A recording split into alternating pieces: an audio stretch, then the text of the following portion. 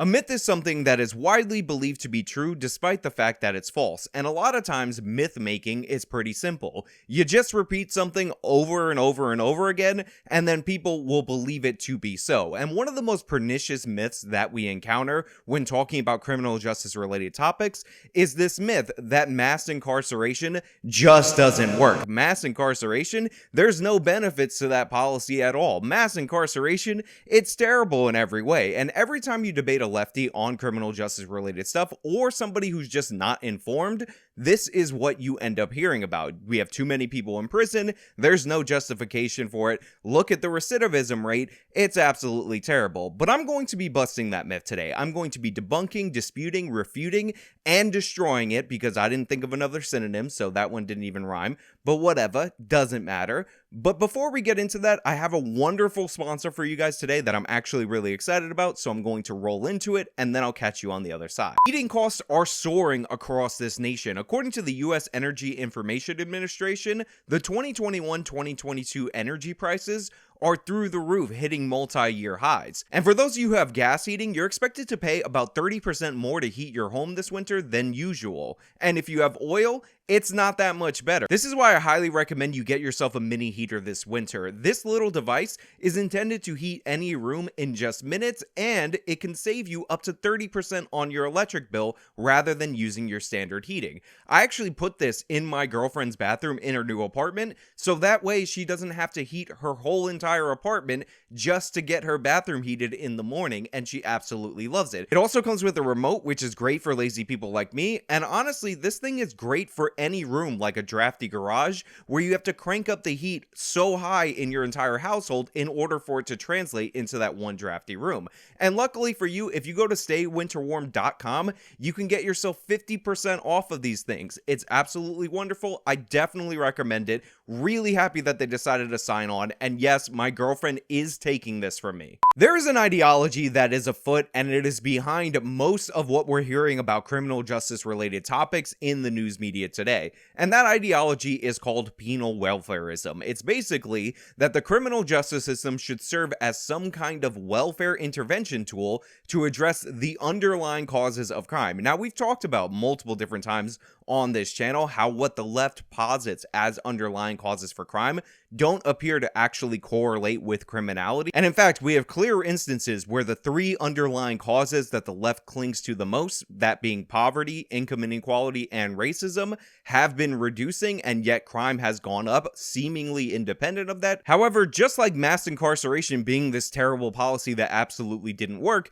they've repeated this myth enough times for it to be true. Now, I've told you multiple different times that root causes aren't any more important than any other type of cause, and if poverty actually drives you to commit crimes, then the solution to that is not to treat poverty as a mitigating factor, it's to treat poverty as an aggravating factor, because if you have something that makes you more prone to criminality, you need stronger deterrents, not weaker deterrents, against that criminality. Now, because the left is arguing from a weak position when it comes to criminal justice, something not supported by facts, and they can't support their arguments by the data, they need to argue against tactics that actually work, that go against their ideology, by undercutting them based on false premises that they lay out. They assert their values in place of what these programs are actually intended to do, and then judge them by those metrics and deem them to be failures. And you see this all the time. Lefties claiming to be experts about prisons or our criminal justice system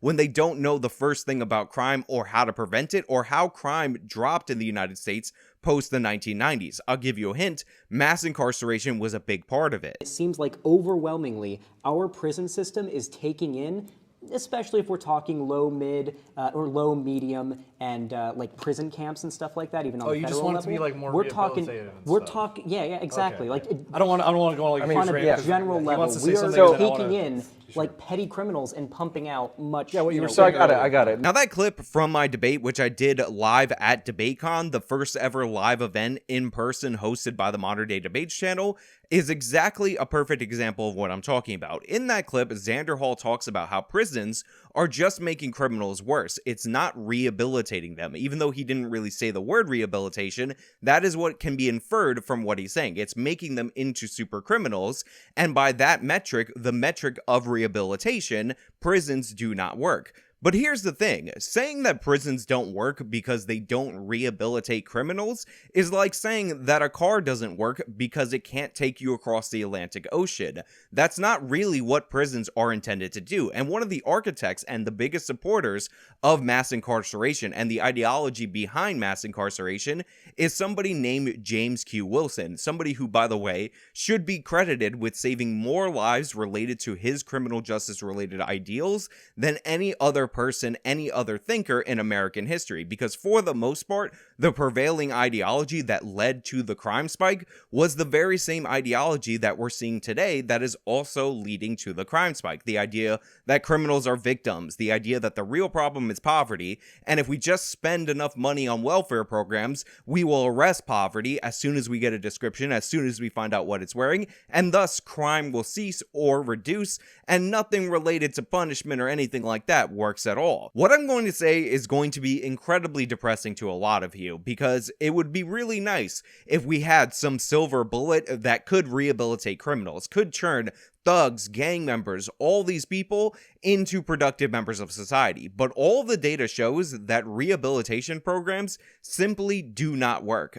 People recidivate when they leave prisons, and this argument has been used by the left consistently to make the case that the prisons don't work in their job of rehabilitation, which, by the way, is true, but the thing is, prisons aren't actually intended for rehabilitation, or at least that's not their primary purpose. That's actually their third purpose. Their secondary purpose is actually a deterrence purpose. The reason we give people harsh sentences, the reason we punish people after they commit crimes, in part, is for punishment against that person, but it's also to deter other people from following in their footsteps. Now, the data on prisons' effect as a deterrent is a little bit mixed. I've seen some arguments that certain policies and certain crimes, depending on how swiftly they are prosecuted, depending on how swiftly the justice is felt by the person who committed it, are effective as deterrents. But for the most part, as we talked about on this channel many different times, if people don't think that they're going to get caught, then the deterrence element isn't going to be that effective. At least the criminal justice punitive deterrence element isn't going to be that effective. But again, just as rehabilitation is a third string, hopefully we can benefit in this way from our prison system, but not actually the goal, deterrence is actually a secondary function of the criminal justice system. It is very important. We do want to prevent future crimes from occurring, but the primary purpose of prisons, and you can look this up in any single criminal justice textbook if you haven't heard, is incapacitation. The idea that we're removing people from society so that they no longer offend in society. And by its very nature, putting somebody in prison, locking them up in a cage, does actually prevent them from committing crimes in society. Now, I know some of you out there on the internet are going to be writing in the comments, but what about gang leaders that still run their criminal operation from within prison? But what about people who are committing mail fraud from in prison? But what about people who are taking in drugs from the outside world from in prison? Yes, there are certain things that you can do that affect the outside world while you're in prison. Extortion, all those things are the case.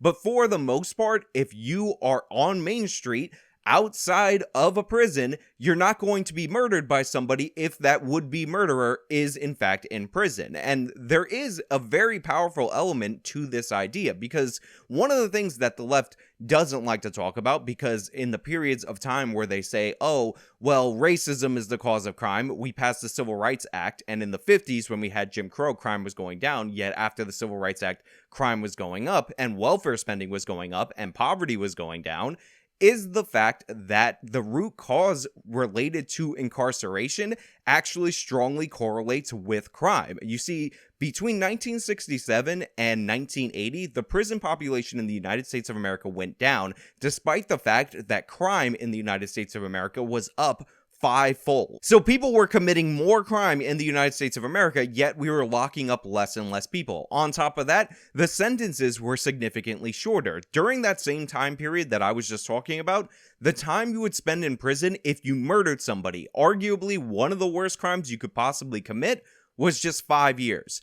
5 years in prison. Nobody is going to be deterred if they really want to kill somebody if it only costs them 5 years of their life. It's absolutely absurd that this was the prevailing knowledge. This was what was being put forward by the advocates of penal welfarism, those that we're seeing echoes of today in the progressive movement. But yes, 5 years was the sentence for murder. 3.4 years, the sentence for rape. Again, these are not strong deterrents, and for property crimes, forget about it. You weren't being sent to prison for the most part for property crimes. We didn't have strong incentives for bail, and we overall sympathized and blamed everybody else but the criminal, and we didn't think about incapacitating these individuals. Then the 1980s roll along, and we have a couple of decades of mass incarceration. We start locking people up, increasing the population. This is supposedly the bad times in the United States of America, but in just 15 years, we see the crime rate break. The fever in this nation starts to go away,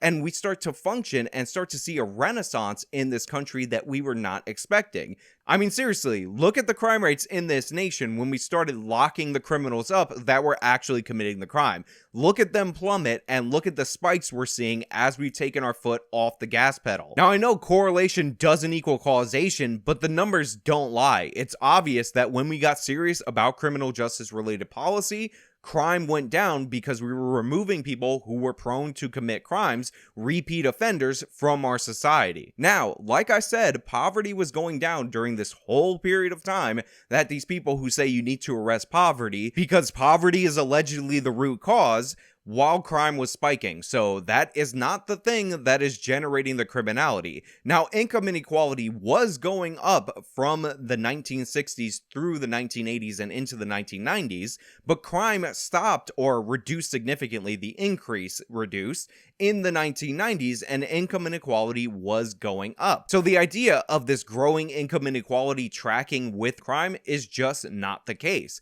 However, incarcerating people, changes in attitude in the criminal justice system, does appear to track. And by the way, the third cause, racism, again, are we going to argue that the effects of Jim Crow are somehow stronger after Jim Crow was instituted, when it was removed from the laws, all that evil racism, than it was when it was actually happening? It doesn't make any sense. Every single factor that they claim does not correlate with an increase in crime or decrease in crime. However, decreases in crime correlate with policies like mass incarceration, which again are intended for incapacitation, not rehabilitation. But it actually goes further than that, because again, a lot of times I try my very best during debates and conversations with people on the left to not accept their false premises. And the reason I don't want to accept their false premises is because I don't want you guys to see me agreeing to bad information in order to forward their narrative.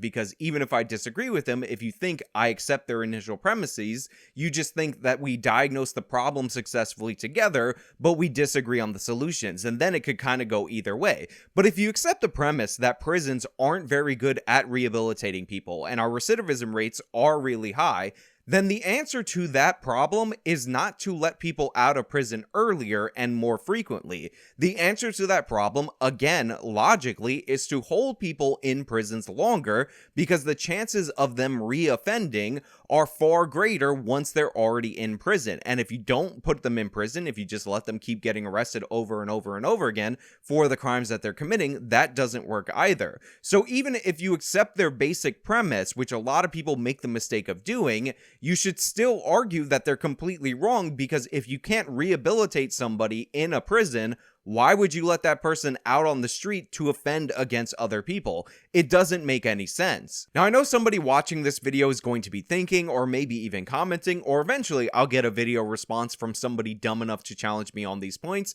that something Norway doesn't treat their prisoners harsh, they have reduced sentences, and they have a lower recidivism rate than the United States of America. And this is true, not just Norway, but Scandinavia as a whole has a lower recidivism rate than the United States. That's just a fact. But here's the thing, the reason the United States has more prisoners than any other nation on the planet is because we have higher rates of violent crime, and we've always had higher rates of violent crime than Scandinavian countries. So you're talking about a far less violent population going into prison, and then talking about the results of them and the criminal justice system being lax due to the fact that crime was never as serious a problem over there as it was over here.